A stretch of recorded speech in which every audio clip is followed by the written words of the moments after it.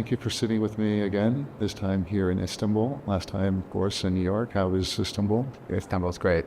Wonderful. So today I'm hoping to speak with you about, or rather drawing from your role as a political strategist, what your views of Hamas are and some of the myths that surround Hamas, as well as exploring some insights in a very interesting article that you provided me with before this interview regarding the necessity of a settlement between Hamas and Israel. So perhaps to start off, we can look at the kind of work that you were involved in the UK as a political strategist. You were operating at quite a high level, and what that kind of work sort of gave you a window into in terms of how the West views Hamas. I mean, the most relevant work, beyond the fact that I've worked for mayors and prime ministers, it was the time I spent in the Middle East peace envoy, where I got to experience, West Bank, got to experience apartheid, got to see it firsthand. And what was really fascinating about that time was our direct conversations with, obviously Israel, direct conversations with PA at that time, which is Mahmoud Abbas's party, Fatah, but no conversation with Hamas, who at that point governed Gaza. And honestly, that if you were thinking about ever getting to a settlement, ever getting to what the West would call peace, it was a true mistake. I mean, even Tony Blair, who was the Middle East peace envoy, said it was a huge error not to engage with Hamas. And he said that after the role that he completed, a few years after the mission had been wrapped up. But the fact that that wasn't an oversight, it was very deliberate, because there was no actual desire for a settlement. The Middle East Peace Envoy's office was set up, frankly, to appease Israel and make sure that they looked good, frankly, while, pretending to negotiate some form of peace, some sort of economic development for Palestinians, and help them create a state. But it was all a facade. Right.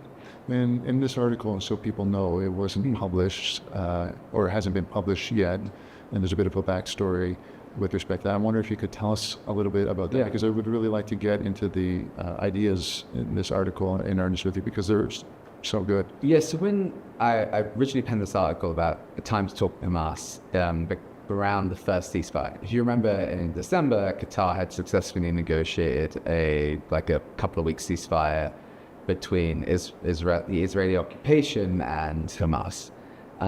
It gave Palestinians a little bit of relief, and everyone was looking, frankly, for that to just continue and end the current onslaught by Israel. But Israel had no intention, as we all know, of continuing it after getting a handful of hostages. But at that time, it was an opportunity to open people's eyes to Hamas and the Palestinian resistance and what they actually stood for and what they were fighting for. And I penned an article for a Western newspaper in America who were interested in the idea. And because it framed Hamas as a political movement, frankly, which they are, a more nuanced organization than the West has portrayed them historically, they declined to publish it. Even though that once receiving it, they were excited originally, and then they declined to publish it. And I think it was endemic of what the Western media has been doing through this whole onslaught by Israel. They have been providing cover for genocide. So the idea that you would nuance Hamas, the idea that you would add color to a complicated organization that is a resistance group with a military wing, but also a political movement, was something that the Western media just couldn't publish at the time. It didn't fit the narrative that Israel were the good guys, and frankly, they frame Palestinians as all Hamas because they call Hamas a terrorist group. So it would undo their world that they have created for their consumers, for lack of a better term, and what the political elite in the US want the public to understand. Right. And to your credit, in the article, you talk about dialogue, and I think it's very interesting because a lot of people, and I think understandably, have become disenchanted with this notion of dialogue because so often it's disadvantaged the Palestinian people from the outset. But you talk about the possibility of a constructive dialogue that actually honors Palestinian self-determination, sovereignty. I'm wondering if you can speak to that and what that would look like in reaching a settlement. Well, you have to look at recent history, right? It's not like we haven't done this before, right? If we take a step back, right, we have talked to groups who the West, and I want to get specific, with Hamas even, there's about 28 countries that call them a terrorist organization. It's the US, Canada, Europe, Australia. It's not that many countries that recognize them as a terrorist. Everyone else recognizes them as a resistance group or a liberation group or a political movement, a bunch of freedom fighters, but also a political movement. So we have to context this, that most of the world sees them for what they actually are, a political movement with a military wing that resists its occupation. Birthed from occupation, like so many movements, birthed from the trauma of occupation, frankly, like so many movements before them. Think the ANC in South Africa, who had a military wing and a political wing. Think the IRA, who were occupied by the British. The British were brutal. Starvation. We talk about starvation a lot in Gaza right now. The Brits were the experts at starvation. They stole the Irish food and said it was a famine. Sounds very familiar to what's going on today. But again, we negotiated with the IRA and Sinn Féin. Sinn Féin was the political wing and the IRA was the military wing. So many other groups historically that had both of those elements to them when they were resisting their occupation, which is, again, allowed in international law. I even think the recent ICJ ruling says that Hamas's resistance or Palestinian resistance groups' acts are justified under international law. And they put that in their advisory around the West Bank and the Gaza and Israel's occupation, that they are allowed to resist this.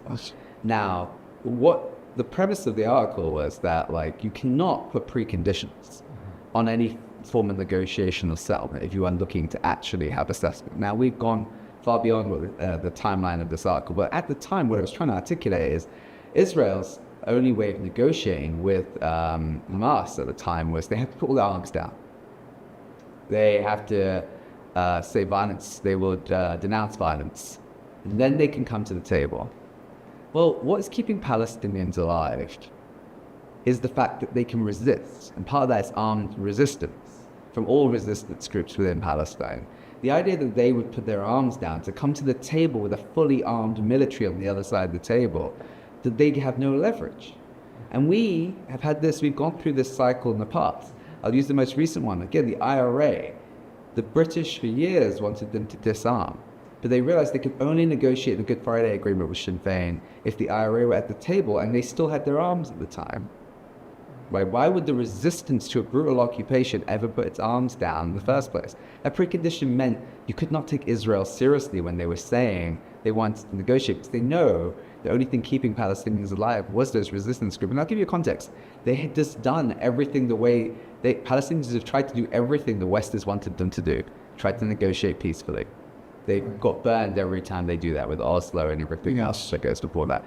They even tried the Great March in Gaza, where they walked to the gates, the wall, and did it unarmed. And what's Israel's response to a peaceful march was to shoot people, have people amputated, in some cases kill people, and a peaceful march to the gate to ask to come home. They've tried everything the way the West wanted it. Right. So why would they put their arms down before any form of negotiation in the future? Right. And just to be clear, what is it then that let's say the occupier, in the case of Israel, wants ultimately when they're asking for things like that, to put your arms down? What exactly is happening? It's not a dialogue. Yeah, Israel is not coming to the table looking to actually settle. When they're doing that, they're putting Palestinians in a position where they have no power at all. They were already quietly genociding Palestine. You know, I think Sinwar in an interview in 2021 said, you know, they were doing a quiet genocide. They're killing us slowly, and you want us to be the quiet, good victim. You know, and it's very telling that was Israel's agenda, because they knew that Hamas and other liberation groups were never going to put their arms down to come to the table, so there's never an opportunity to actually have a thorough negotiation if they ever wanted to get a settlement. And that was Israel's ploy, because they knew that was the scenario, right? So Israel's never been a fair actor in this, and they knew the United States, being as biased as it is, still had their preconditions of not negotiating with terrorist groups directly. Well, the problem is Hamas was elected, should never have been put on the terror list, and the terror list has been abused, right? The terror list is about also framing a whole population. Right? Terrorists, from the United States point of view, is a justification to never treat a population the same way. It's a justification for domestically in the United States to target a population, internationally to bomb a population. Like they did this with Iraq too, right? They framed Iraq as Saddam Hussein so they could invade. Could have taken out Saddam Hussein and left Iraq alone if that's what they really cared about, but they framed Iraq as Saddam Hussein. He was a threat to global security with what WMDs that didn't exist. And they did the same with Hamas. You put them on a terror list, you frame the population as Hamas, and you justify genocide in that process.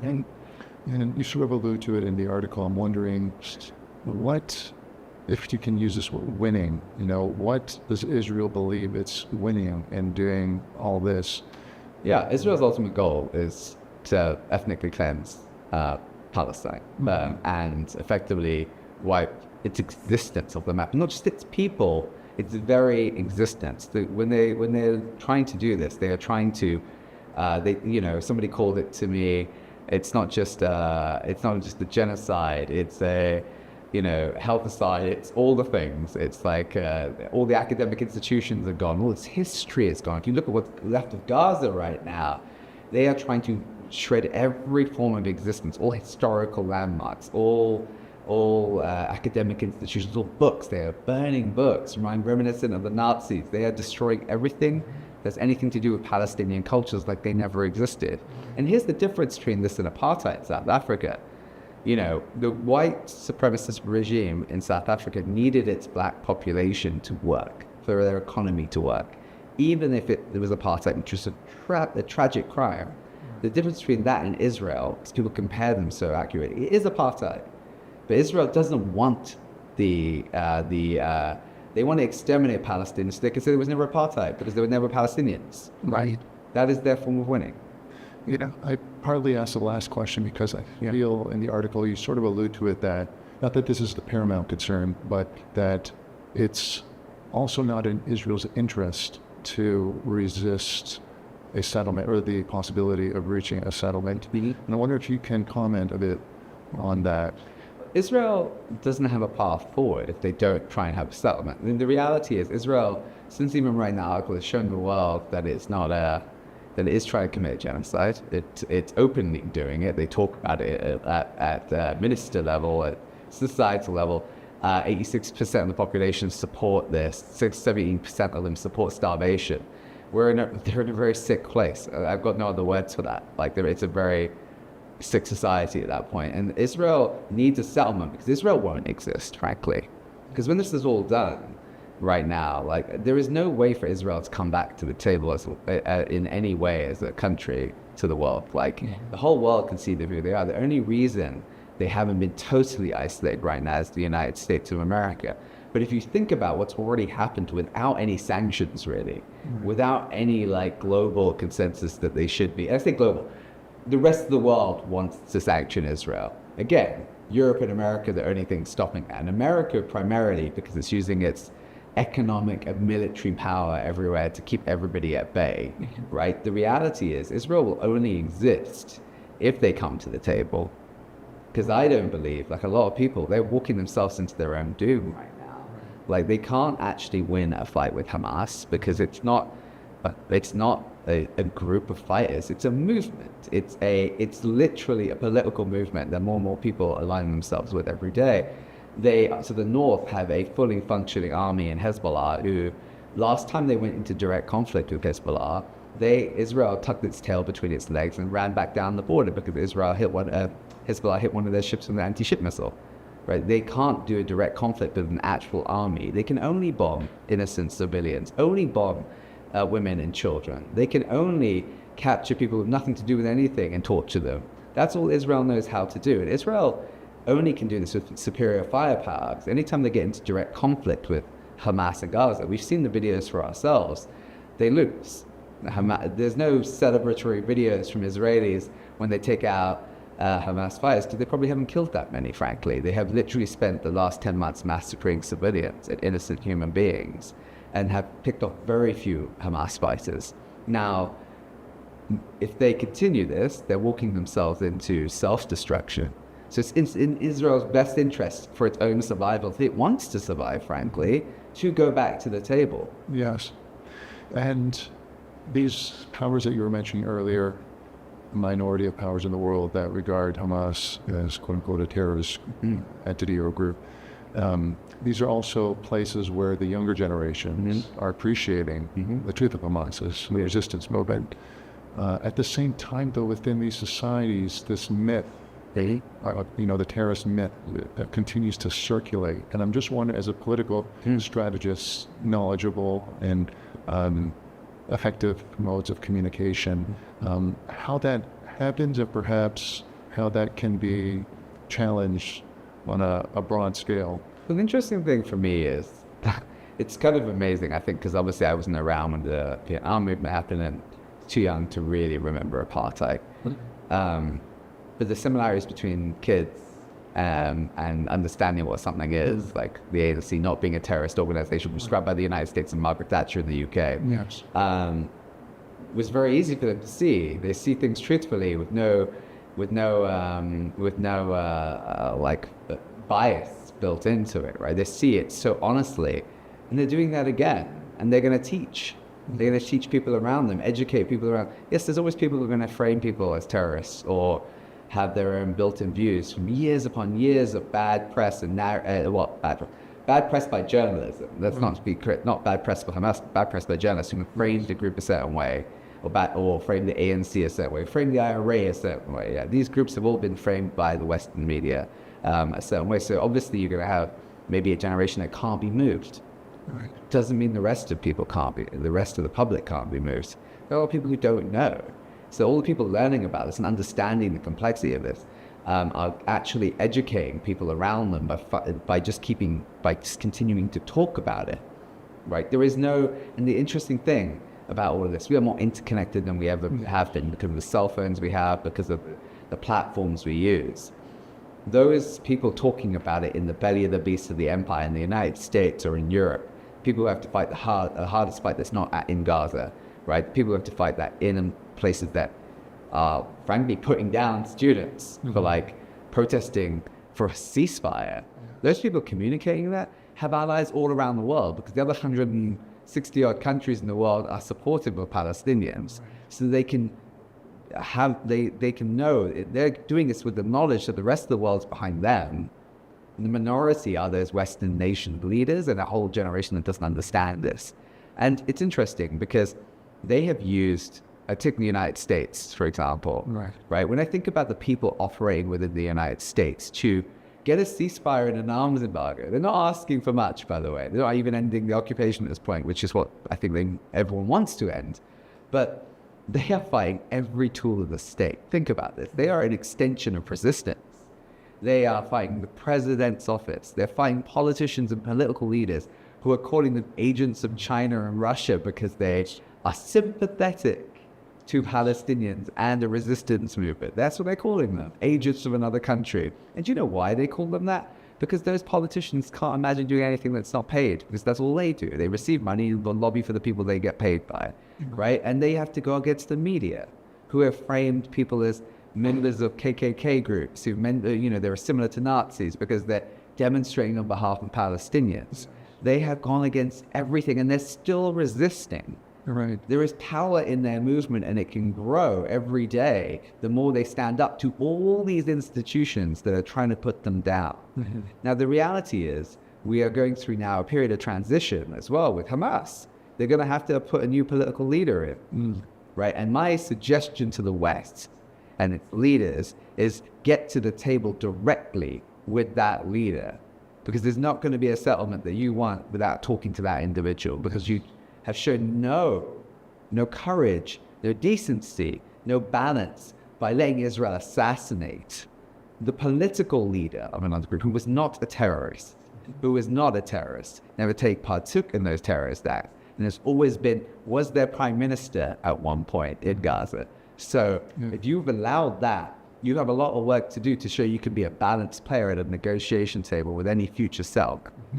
This is actually a perfect segue for this question I needed to ask. So we talked about the danger of preconditions, but conditions for dialogue itself, what does that look like? when it comes to Hamas, Israel? Well, right now, I think my condition dialogue, Israel has to end its, obviously its bombardment of Gaza and the West Bank, because it's currently bombing the West Bank too. Israel has to retract its troops from both sets of territories to actually have a fair dialogue at this point. It has to end its occupation. And actually, the precondition needs to be on Western leaders. The preconditions need to not just be on Israel on this. I think that those are the two preconditions that need to be met. Hamas should not be asked, or any resistance group, to put down their arms. They're not a full military. If you ask one side that had to keep its military, you cannot expect Hamas or the resistance groups to put their arms down too. So they need to remove themselves from those territories to get back to the table. However, the conditions need to be also in the West, right? The United States cannot be the broker.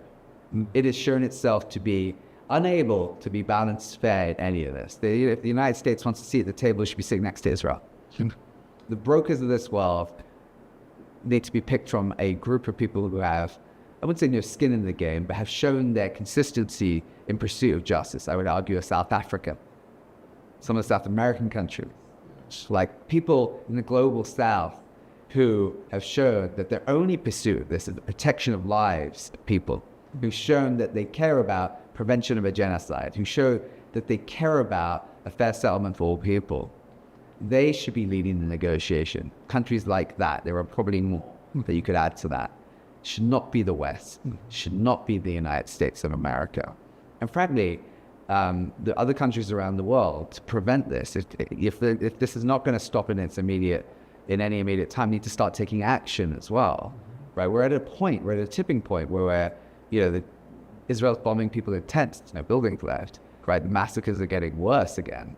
And the reality is, all these countries have a lot of power. The only thing holding them back is this myth that America is going to retaliate in some way to them, whether it's through economic sanctions or militarily. But, they can't continue to do this endlessly either. And the reality is, like, you take a Turkey where we're sitting in right now, right? It's a NATO member, and a NATO member could actually stand there and create a blockade. Turkey could blockade Israel tomorrow, and it would economically crush them.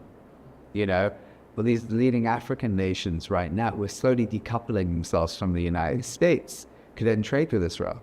We don't need to wait for the UN. We don't need to wait for the ICJ. We don't need to wait for ICC arrest warrants for countries and their populations to act. And if the countries are not acting, I ask populations to get on the backs of your leaders.